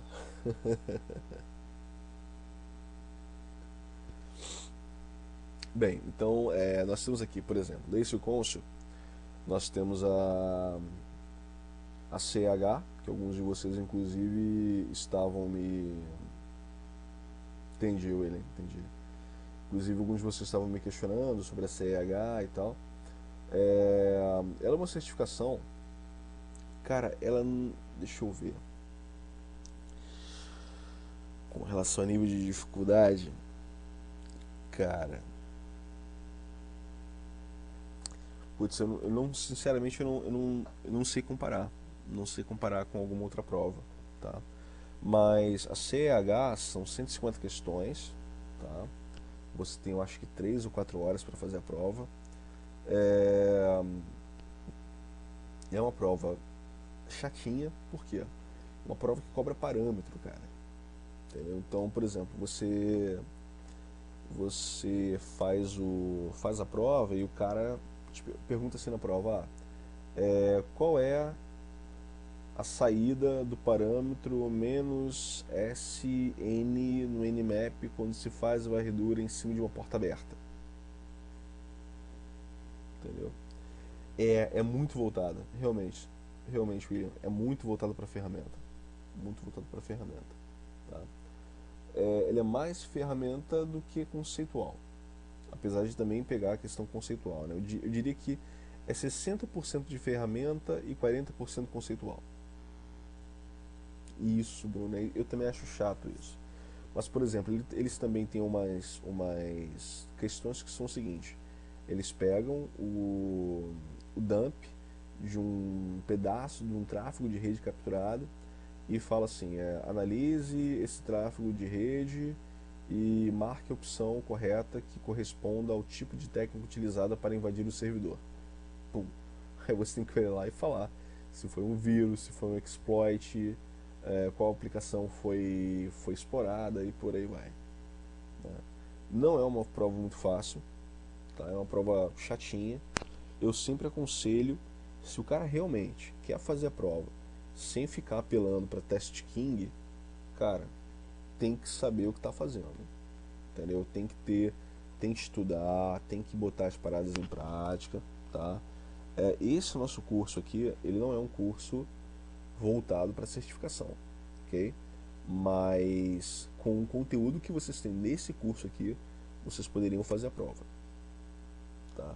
Até porque o curso oficial da ICU Council é extremamente teórico.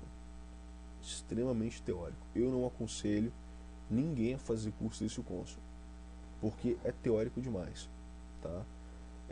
O mais ideal é você fazer um curso mais prático, mais hands-on, que aí sim você vai pegar a questão ferramental, na prática, entendeu? Beleza, depois a CHF ela é voltada para forense, tá? Thiago, eu não conheço, cara. Eu não conheço o Certify, então não sei nem te dizer. Beleza? Nós temos também a SSA, que é a Issue Council Security Analyst, que ele é mais voltado para o cara que está entrando na área de segurança da informação. Aí ele quer uma certificação para trabalhar com analista de segurança. É a SSA. Se o cara ele tem a SSA, tem a CH e tem 4 anos de experiência, ele pode requerer a LPT, que é a Licensed Penetration Tester. Okay? Hoje em dia a LPT não é mais prova, é requerimento. Tá? Da GIAC, da SANS, né? Nós temos a GPEN, que é focado também, bem hands-on, para testes de invasão. Tá? A GWAPT, eu não marquei aí, mas eu considero ela boa também para teste de invasão, só que ela é mais focada para Web Application. Tá? Na ISICON, nós temos a OPSA e OPST, que são certificações voltadas para metodologia OSSTMM, que é uma metodologia utilizada para testes de invasão. Eu vou falar sobre ela mais à frente, tá? Em uma outra aula. Então ela é uma prova que certifica que aquele profissional conhece daquela metodologia de teste de invasão. Tá? O grande lance dessa certificação é que essa metodologia, o SSTMM, em breve ela deve se tornar uma norma ISO. Então, se o cara tiver essa certificação, é interessante. Tá? Para quem está começando, você indica uma específica. Caio, ISO 27002.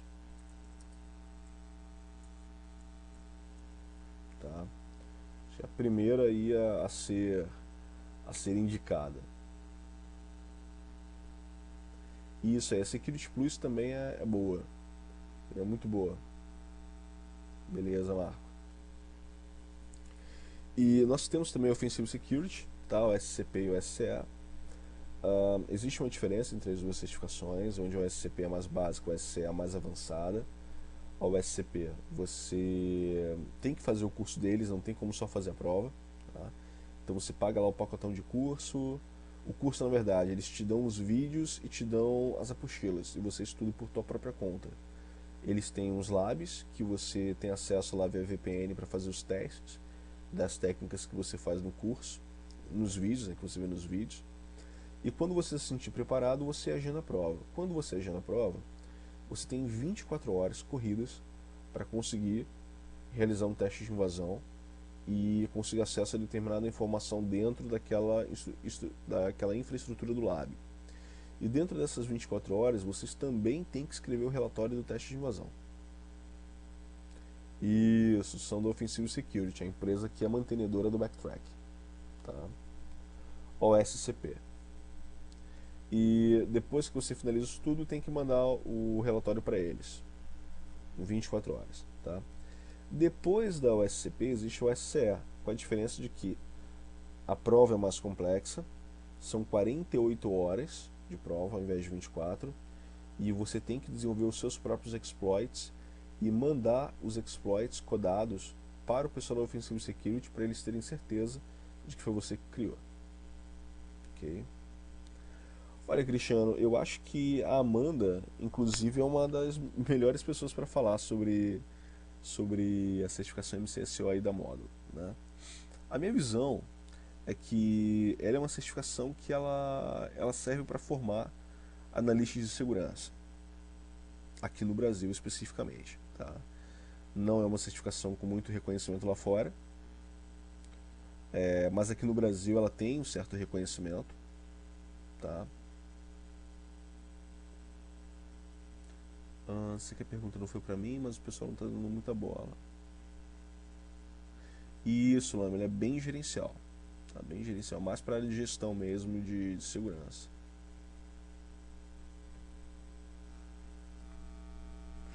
É verdade, agora entendi, William. É porque o que acontece? A Módulo, ela deixou um pouco um determinado nicho de mercado aí de lado, tá? Então ela perdeu parte do mercado de segurança, né? Acabou focando muito na questão de análise de risco e tal. É, é, parte do mercado ela perdeu para a Cypher, justamente, justamente. Mas foi visão estratégica deles, né? A Módulo achou que essa mudança de foco fosse interessante para eles, né? Eles apostaram nisso. A Cypher aproveitou esse gap que ficou no mercado e assumiu aí essa, essa demanda, né? Mais focada em testes de invasão e tal. Okay? E a Nope, isso que é a parte de gerenciamento de risco, justamente. Gestão de risco e compliance. E a Nope, que é a nossa última certificação aí. A Nope é uma certificação gratuita, não existe curso para ela, tá? O lance é, você entra em contato com a Immunity, agenda um dia que você queira fazer a prova é feita em Washington, na sede da Immunity, eles te dão 2 programinhas, esses programas se comunicam remotamente através da rede, tá?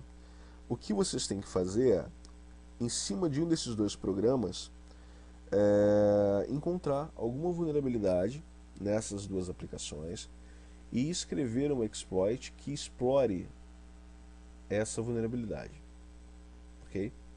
E vocês têm meia hora para fazer isso. Esse é o processo da Nope. Se você consegue fazer, beleza, ganha o certificado. Se não consegue, eu volto para casa de mãos abanando, tá? Então assim, são certificações mais práticas mesmo, tá? Fácil, fácil, Lando. Fácil, fácil, cara. As certificações da SANS também são assim, tá? As certificações são bem práticas. É... O grande lance é que há a possibilidade de ganhar uma das 2 certificações da SANS, tá? A Silver, que é o cara que faz o curso e faz uma prova teórica, e a Gold, que é o cara que faz o curso, faz a prova teórica e faz uma prova prática. Ok? Thiago, depende, cara. Se você, por exemplo, em agosto eu vou para Las Vegas para participar da DEFCON. Beleza, dá uma esticadinha, vai até Washington e faz a prova. Isso aí, dá um pulo na Disney também.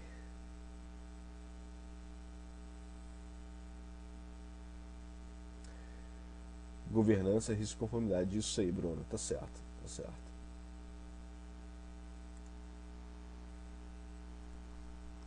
Bem, e pra gente treinar o nosso conhecimento, né, sem esquecer a diversão de lado, a gente tem o que chamamos de wargames, né? Esses wargames, eles são jogos tanto de desktop quanto online que simulam ambientes computacionais que precisam ser invadidos, tendo alguma vulnerabilidade explorada para que seja cumprida uma missão para conseguir alcançar o objetivo final do jogo. Tá? Para desktop, eu destaco os jogos Uplink e Street Hacker. Tá? Ambos possuem uma história parecida, só que com a jogabilidade um pouco diferente. Tá? Nesses dois jogos, você é um profissional de informática que é contratado por uma organização para invadir sistemas, para cumprir missões para os clientes que contratam a organização que lhe emprega como agente.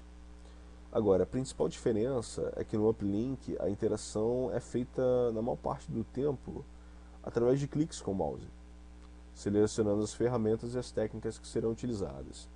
Enquanto que no Street Hacker a utilização de comandos impera no que diz respeito ao método de interação com o sistema. Né? Então você vai lá dando os comandinhos e tal, e vai realizando as explorações. Tá? O único problema é que ambos os jogos só rodam em Windows, né?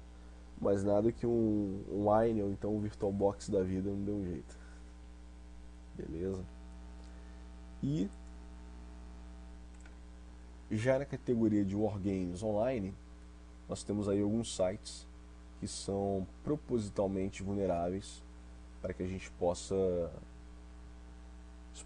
explorá-los, tá? Só para a gente poder ir passando de missão em missão e aprendendo como explorar vulnerabilidades em aplicações. Okay? Existem algumas opções mais complexas, como a gente vai ver mais adiante, na parte de análise de vulnerabilidades web, mas no momento a gente vai dar uma olhada em um desses wargames. Okay? Eu gostaria que os senhores... justamente, Bruno.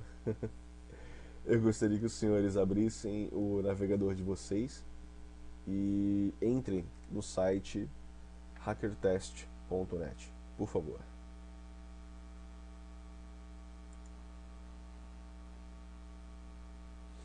Enquanto isso eu estou carregando aqui meu outro navegador, vou compartilhar minha tela com vocês para a gente poder brincar um pouquinho. Tá? Entrem nesse endereço aqui, ó, hackertest.net.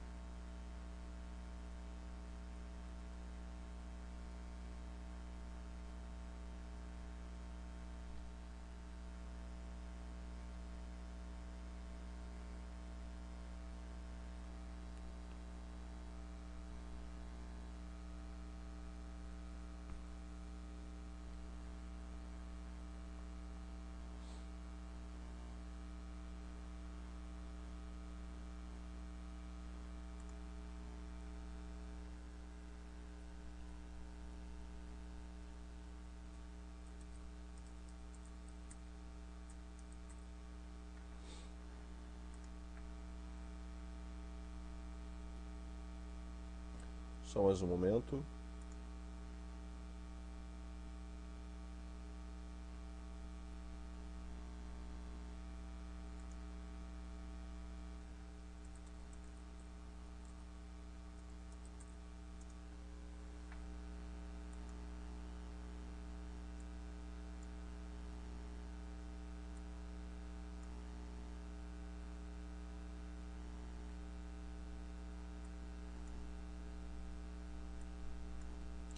Tá, deixa eu compartilhar minha tela com vocês.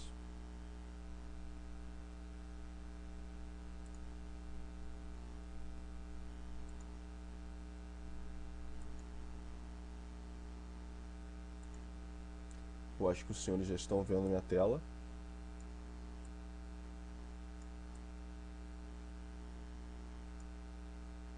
Beleza.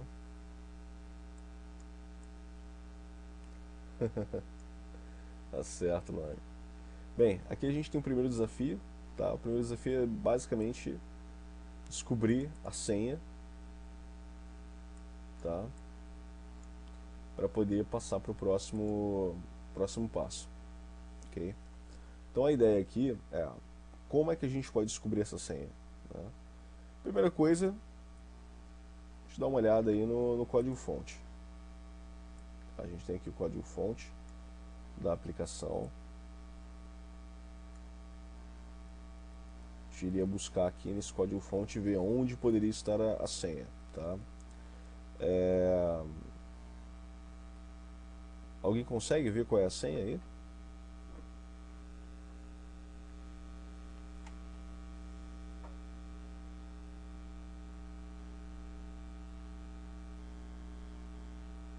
Beleza, Bruno. Você já brincou, então você é café com leite.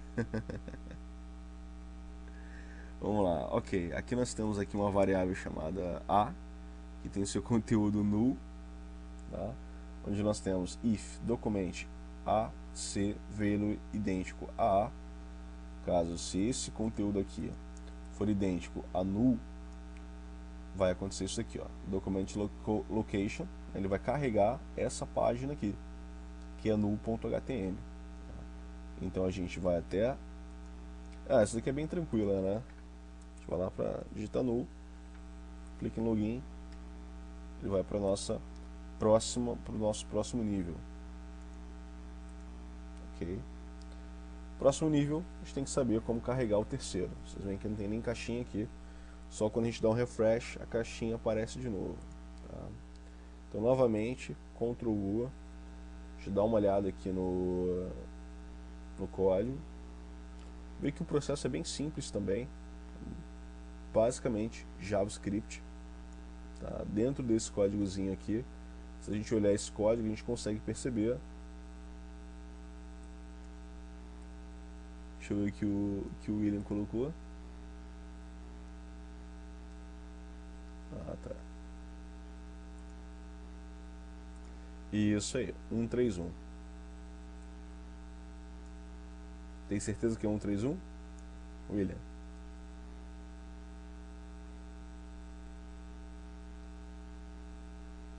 Vamos lá, é 131 mesmo? Tem certeza?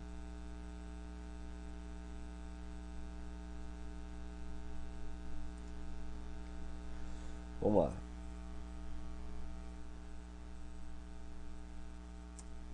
Na verdade é L3L. Galera, é L3L. É porque o 1 parece o... Aquele L tá parecendo o 1 mesmo. Tá? Então a gente vai para o nível 3 e vamos também olhar o código fonte do nível 3. Aqui nós temos duas maneiras de verdade, três maneiras de conseguir resolver isso daqui.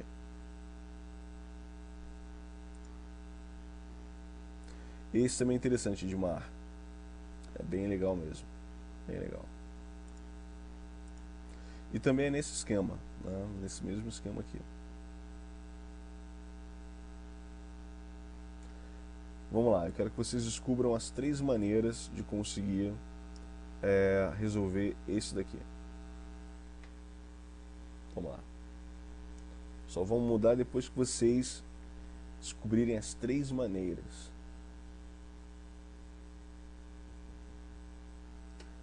Qual, Bruno? Vamos lá. Luan me falou uma de converter o charcode, ok. E me diz aí, eu quero saber o que tem nesse charcode aí então, cara.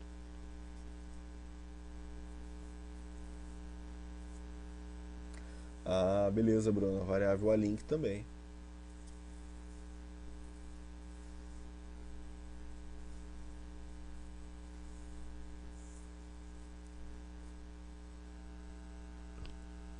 Então, ó, vocês já descobriram duas, né? O valor da propriedade alink, tá? A conversão do shortcode, né?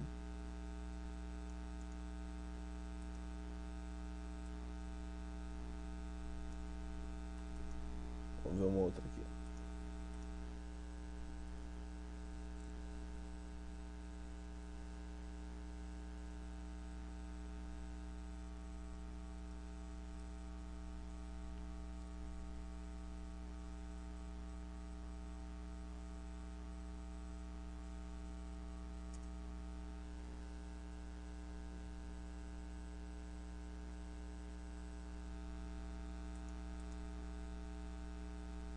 Então 97 é A. Beleza.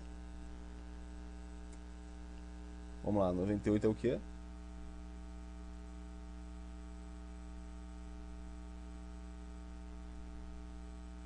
B, beleza. 114 é o quê?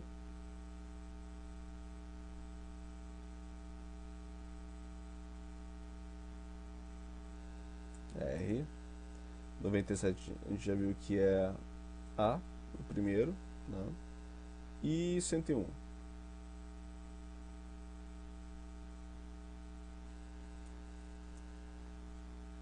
Voilá, quarto nível. Voltando aqui, se colocar aquele valor, opa, coloquei o valor errado aqui, só 6 eu coloquei 8.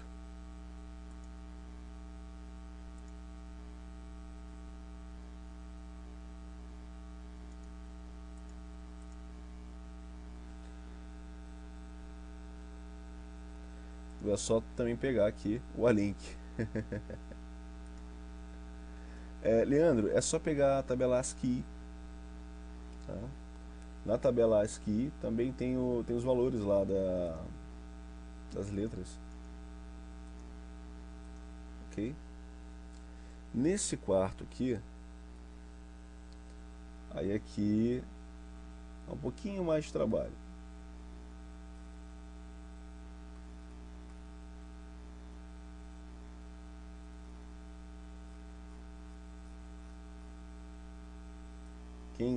Quem resolve isso daí?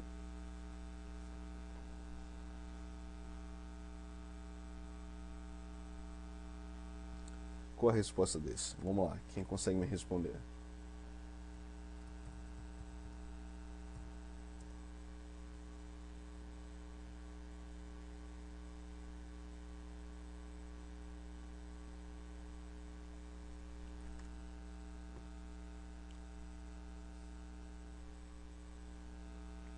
O Rodrigo tá me falando que é 66. Esse daqui. Vamos testar lá.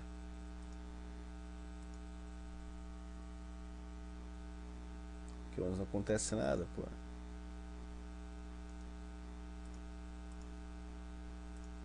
Não acontece nada, viu?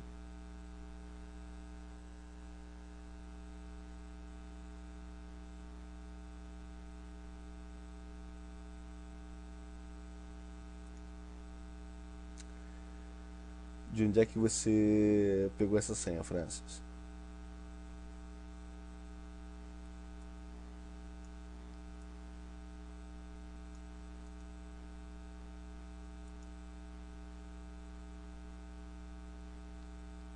Vamos lá, de onde é que você pegou essa senha? Explica aí para os seus colegas.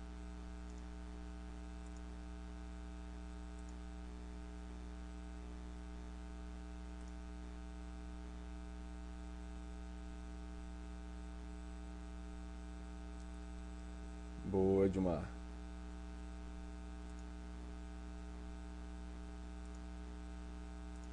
O negócio aqui pula a quinta, né?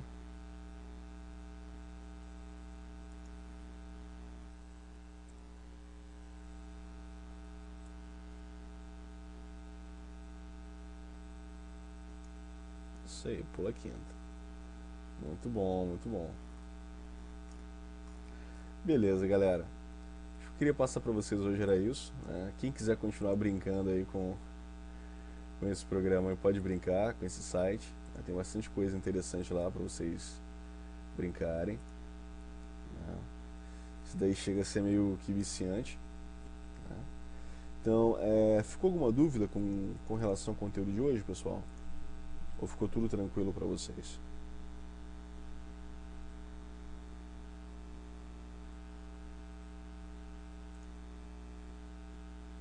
Beleza, beleza. Muito bem, muito bem. Galera, então a gente retorna amanhã, mesmo bate-horário, mesmo bate-canal, tá? Às 23 horas. E isso aí, às 23. Ok? E prossegue normalmente até 1 da manhã.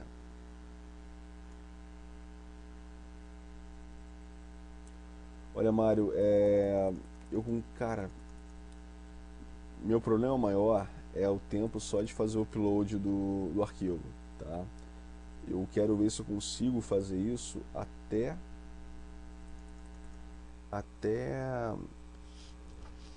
deixa eu ver, até amanhã de tarde, cara. Essa é a única questão.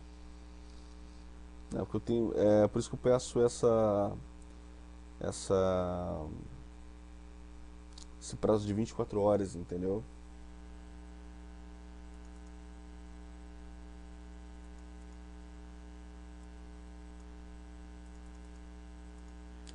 Alexandre, cara, eu posso liberar de repente algumas horas antes, entendeu?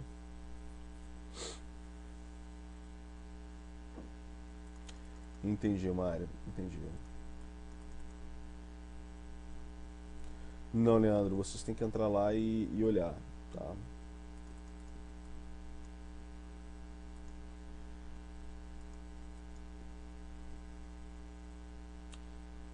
Mário, eu confesso que, por exemplo, não vai nessas primeiras aulas não vai impactar tanto, tá? Eu acredito que depois eu consigo colocar até mais cedo. Mas é que meu problema maior é que durante o dia eu não tenho acesso ao ForShared para poder jogar isso em um dos servidores que a gente está no ForShared para compartilhar com vocês, né? E a aula eu gravo ela em AVI, aí eu passo para um outro formato compacto, faço upload, por isso que às vezes demora um pouquinho, tá? Eu peço até desculpas por isso, cara. Cristiano, eu até cheguei a colocar isso no meu blog. Eu tenho uma lista de livros que eu publiquei no meu blog, tá? Mas eu também tenho isso lá no Vivo Linux. Deixa eu pegar e mando agora para você o link. Um momento só.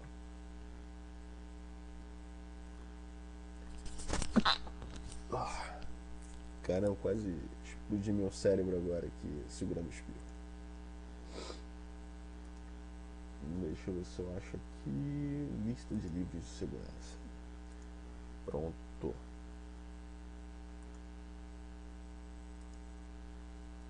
Tá aqui.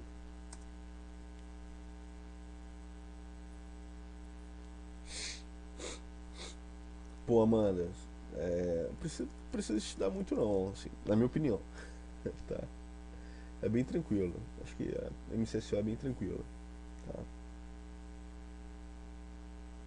Não tô desmerecendo, tá, galera? Eu tô falando assim, que comparado com certificações mais técnicas, a MCSO é tranquila porque é uma coisa mais de gestão, é uma coisa mais conceitual, entendeu? E eu acho prova conceitual muito mais tranquila do que prova técnica. Postei pra vocês aí, tá? Tem um link aí de algumas indicações de livros. Eu também penso nisso, William. Eu penso nisso. Bem, senhores, então é isso que eu queria passar pra vocês, tá? Agradeço a presença de vocês, desejo uma boa noite, um bom descanso para todos. Sintam-se à vontade para entrar em contato comigo quando precisarem, por e-mail, tá? Você tem meu e-mail aqui, é luizvieira@yps.com.br. Às vezes eu posso demorar um pouquinho para responder, mas normalmente eu respondo, tá? Então, até amanhã para vocês. Boa noite, bom descanso e bom trabalho. Valeu? Forte abraço para vocês. Tchau, tchau. Valeu.